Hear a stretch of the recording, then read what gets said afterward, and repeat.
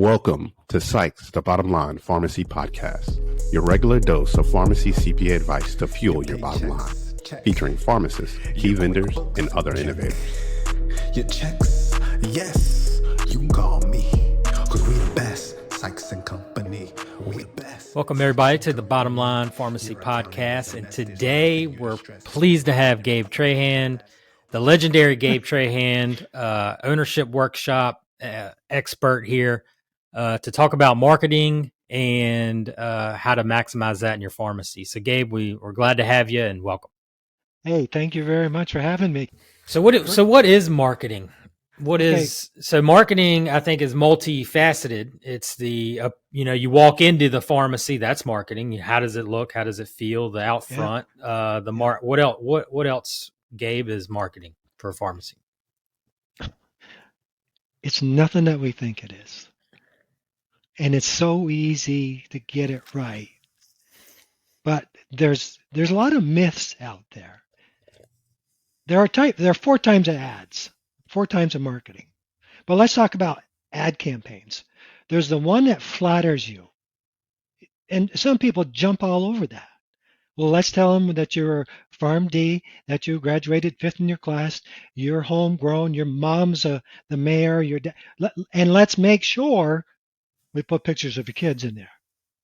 Now, I know a guy. Love the kids. Oh, love the kids. Or the dog. And the dog would be great if he could wear like a white lab jacket. So we have seen that before. We have seen the dog bring some people in. I had this great People client. I had this great client, God rest his soul. He called me up and he said, "You get your butt up here." And I flew to his store, in his office, and he owned 11 stores. And he says, "You owe me $50,000. I said, "How do you want me to pay this? One's unmarked bills. I'm not giving you nothing. What did you do?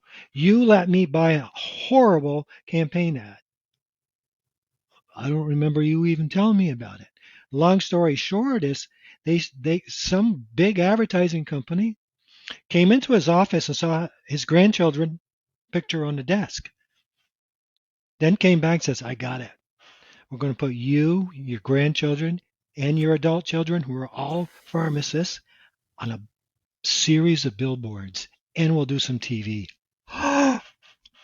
Love it. Turned out he didn't realize nobody cared. They don't care what his grandchildren look like. And they don't care what his kids look like. Or their pharmacists, they want to know, how will you treat me when I come into your pharmacy? That's all I want to know. So people say to me, "Okay, what's my budget?" You don't have a budget. I'd love to tell you, what can you afford? And then stop if you don't see some growth. Don't stop when you do see growth. "Oh, I spent $30,000 this year. It was very successful. I'm done for the year." No, you keep going. And if it stinks, you go back and try something else. But the big question to me is, what should I use? Should I be on the internet? Should I be on the radio? Should I do TV? Should I do billboards? My answer was yes, do billboards, but do it smart. But where do I go? And the answer is, it's not where you go, it's what you say. I get that question a lot too. How do I make is it Facebook or is it Twitter? Yeah. Or is it a paper ad and different techniques? But So it doesn't matter. So Gabe's kind of saying it doesn't matter what it is. You need to find what it is and then the message. So you have to say something compelling. So, so you can buy an ad that flatters you, and I can write them all day. And then there's the ones that inform you. They're boring too. I've been a pharmacist for 23 years. I went to school in this town. It's kind of flattering. It's informing, and it tells you tell people what you carry. Telling people what you carry makes no sense. You're a pharmacy. We got a good idea of what you have. Tell me why I'm going to be treated better in your store. And then there's the persuade. Can you persuade someone to make the difference?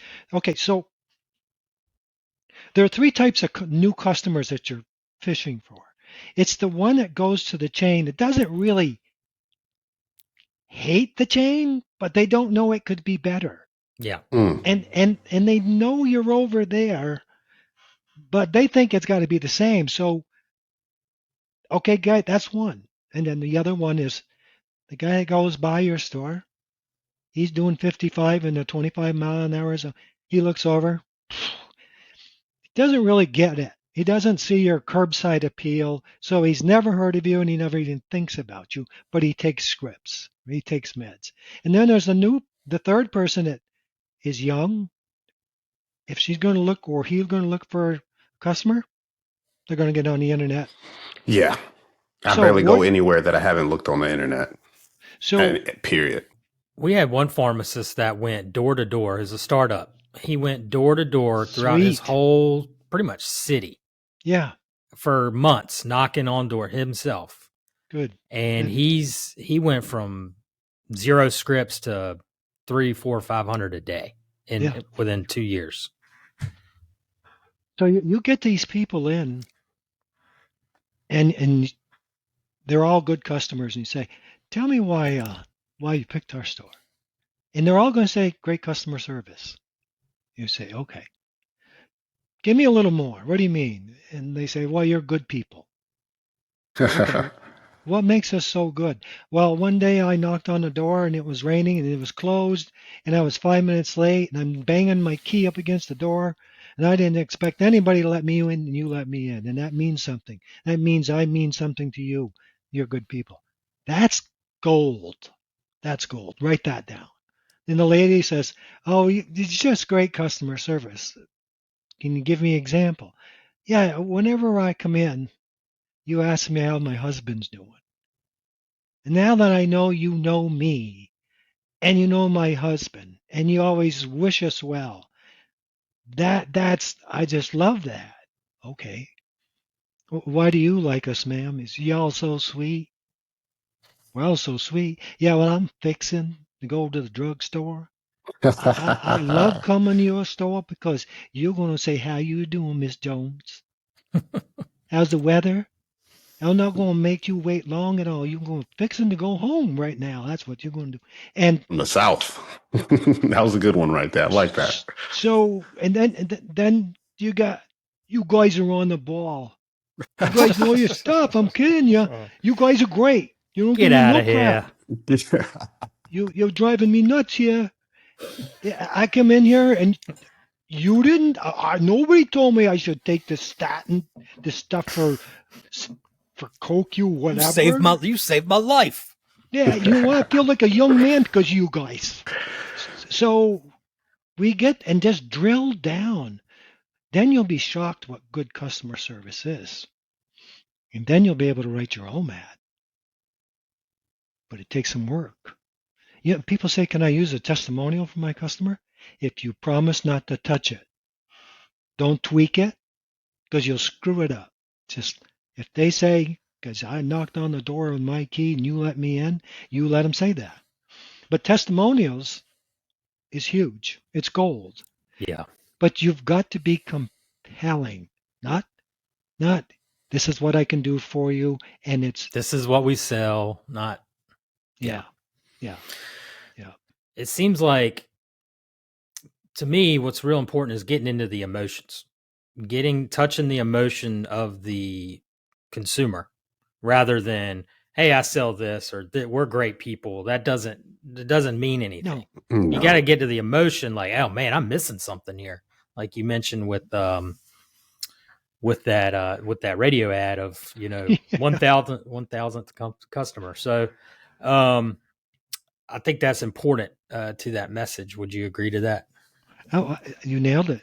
Absolutely. Yeah. So once you have that message, Gabe, how do you get it out? I mean, is it a variety of methods? Do you just find a particular method that works? Is it the social media? Is it the bag stuffers? Is it the signs out front? I mean, what?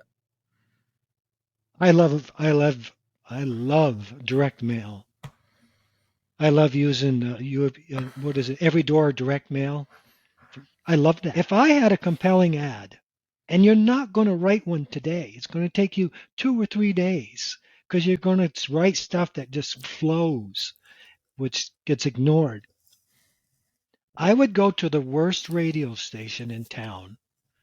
And I'm not saying worst because for any particular reason. Maybe it's a talk show, maybe it's just sports, but I can hear it within 5 miles around my store, and the ads are stupid cheap. And then one of the staff members says to you, nobody listens to that station. Go get Rock 95. Well, first of all, I know who my customers are, and I'm not going to look at statistics. Somebody is listening to that station or that had been gone. And I need to repeat mine like once every hour. And I can't afford it anywhere else but here. I'd rather shout to 100 people 10 times than shouting to 1,000 people once. Well, how do you know it doesn't work? I imagine a lot of pharmacy owners are not tracking if it's working or paying attention to what they should be looking at metrics in terms of is it working or not, other than just, I got net 10 new patients or something. But so are you following up on where you came from and what's that look like in terms of measuring success?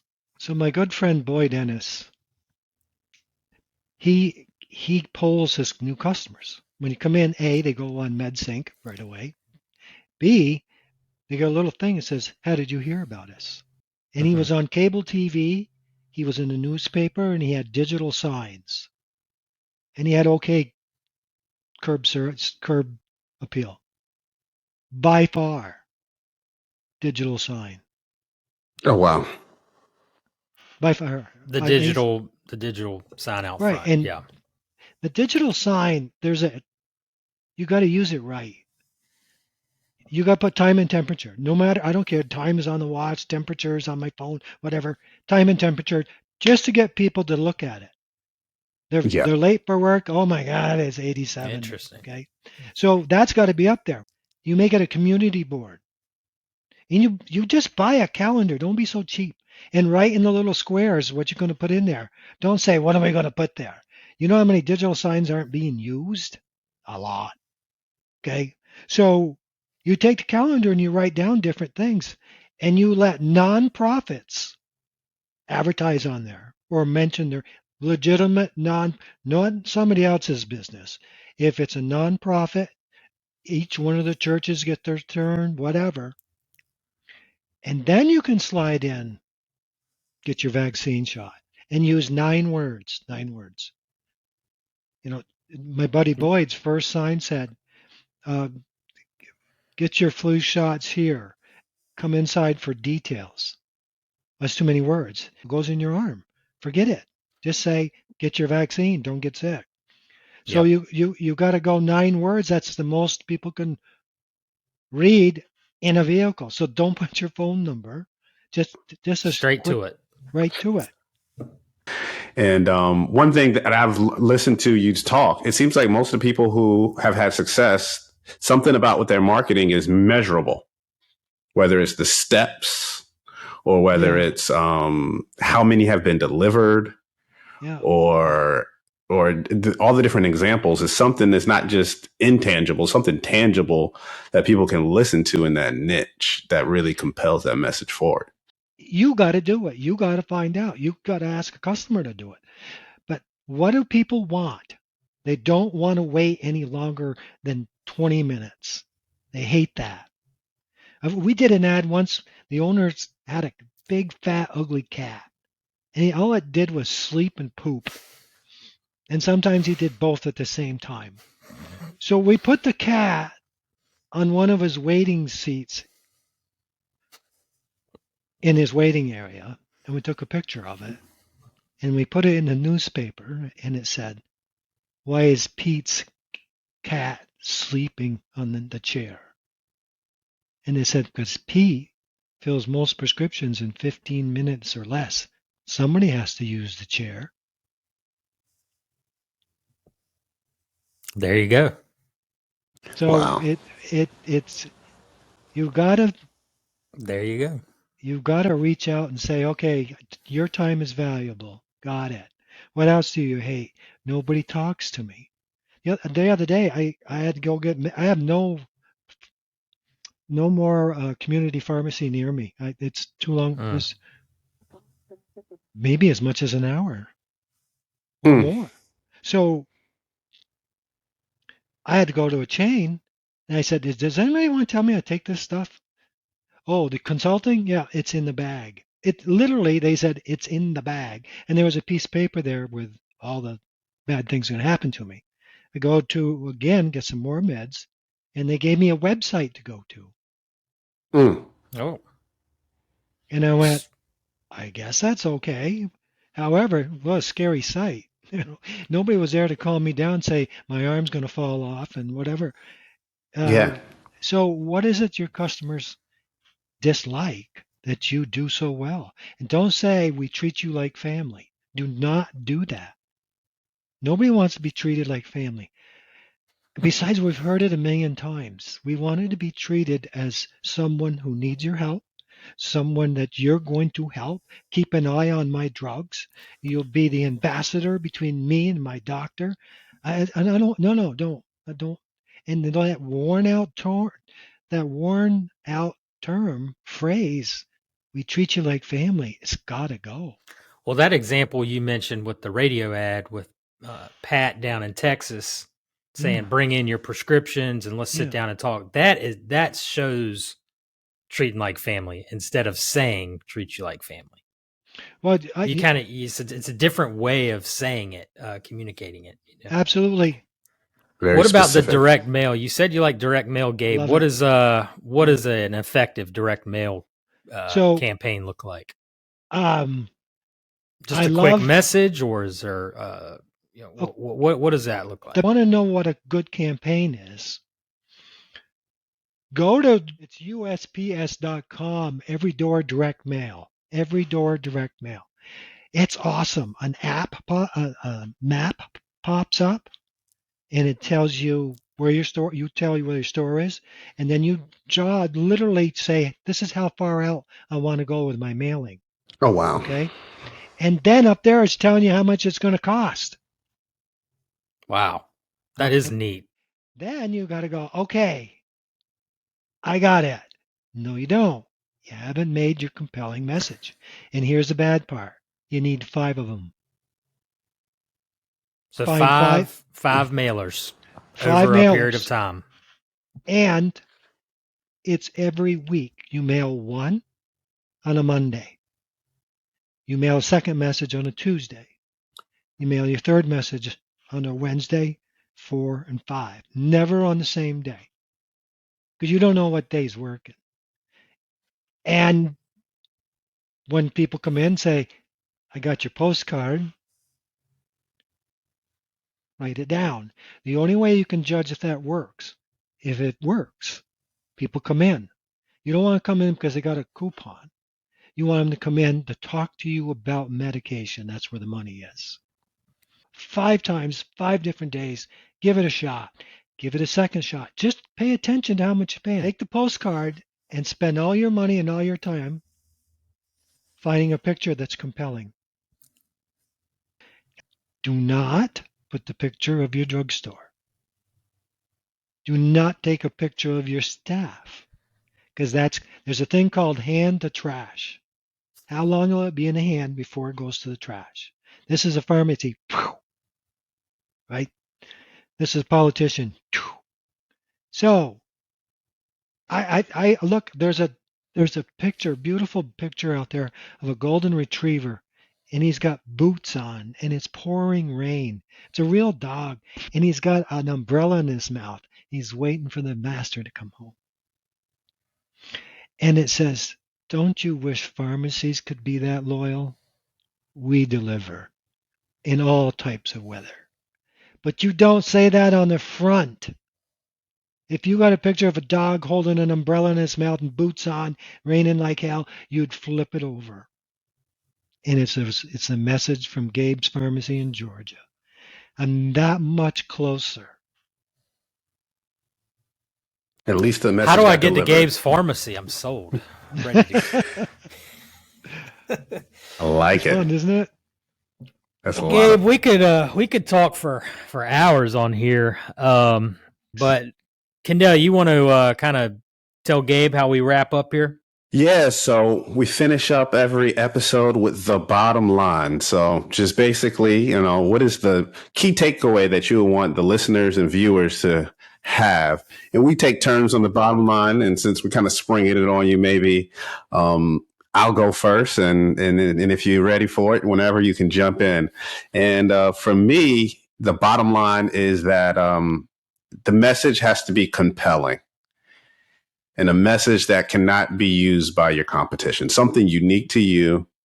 And at the very least, you have to get everyone's attention. So think of a compelling message, and not what medium you use, but the message itself. Gabe, give us a crack at your bottom line.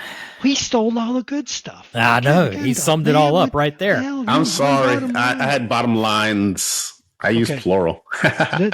I didn't mention this, so I will now, so you can't steal this one. Curbside appeal is as valuable as marketing when done right. If your store doesn't look alive, it doesn't look exciting, doesn't look modern, your marketing is not going to do any good, because people will not walk into a store that looks dull, uninviting, and needs some work. I guess my bottom line here would be that message and getting creative with it, hitting the emotions and delivering that message. Yeah, I mean, I think that's just really what it comes down to, and taking the time and effort to do it right instead of just jumping on it. Nice. Yep. Well, Gabe, we certainly appreciate you getting on, and hopefully we can do this again soon, because I know Bonnie's going to want to get you back on and join us. She's definitely upset she wasn't able to make this one. Yeah. So, but thanks again, Gabe, and we'll have to do it again. Okay. I'm sorry I went on for an hour. Just chunk it up. Oh yeah. It was great. I mean, our listeners will be engaged, so we're good. Hey, let me say something about this podcast. I've done quite a few from different places. And they're fun. They're all fun. All my buddies out there, both of you, subscribe to this. Yeah, this is where you're going to get it, where it's not all candy coated and stuff like that. Subscribe to Bottom Line. It is all off the cuff. And all you listeners out there, don't forget to subscribe and like our podcast. We the best, Sykes and Company.